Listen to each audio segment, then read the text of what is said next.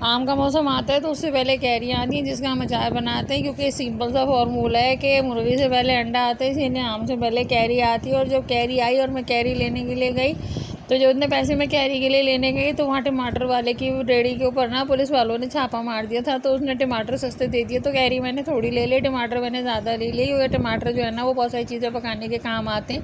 अच्छा, कैरी का अचार मैं इसलिए बना रही हूँ क्योंकि हमारे घर वालों का महंगाई में यह हाल है कि आग लगे बस्ती में, हम अपनी मस्ती में, क्योंकि उनको हर वक्त पेट खोल के बैठ जाते हैं। पेट नहीं अंधे कुएँ जिसके अंदर कुछ भी डालो वो पता ही नहीं चलता कहाँ चला गया।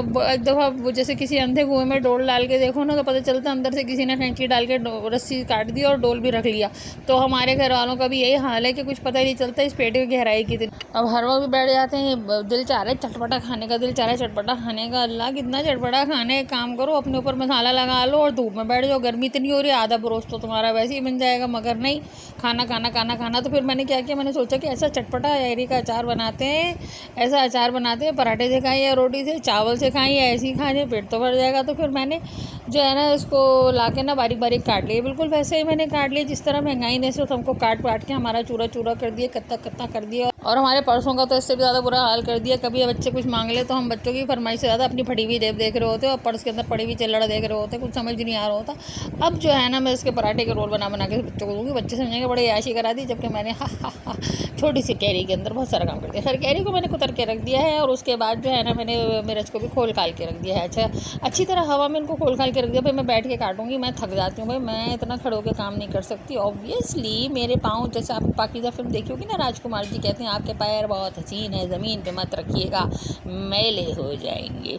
तो मैले तो खैर वैसे ही रहते वो, लेकिन ये है कि थक जाती हूँ, मुझसे काम नहीं होता, मैं क्या करूँ, नहीं होता काम। जब ज़रा सी कैरी थोड़ी डी हो गई, यानी कि थोड़ी गीली रह गई, तो अब मैं इसके ऊपर डाल दूँगी नमक। नमक नहीं डालें क्यों, रिश्तेदार नहीं तुम लोगों के, उन्हें नहीं पता जले पे नमक छिड़कना क्या होता है, सीखा नहीं तुम लोगों ने कभी से। बिल्कुल इसी तरह से जैसे आपके जले पे नमक छिड़कते, जब आपकी नौकरी चली जाए, जब आपको बोनस ना मिले, जब आपकी गाड़ी पुरानी हो, जब आपका घर किराए का हो, जब आपका घर छोटा हो, तो रिश्तेदार कैसे आपके आके जले पे नमक छिड़कते हैं ना, बिल्कुल उसी तरह से कैरी पे आपने नमक छिड़कना है। और अगर आप वही जलील किस्म के रिश्तेदार है तब तो आपको नमक छिड़कना बड़ा ज़बरदस्त आता होगा, फिर तो अचार बनाना आपका ज़बरदस्त है, क्योंकि अचार तो आप डालते ही रहते हैं दूसरों का।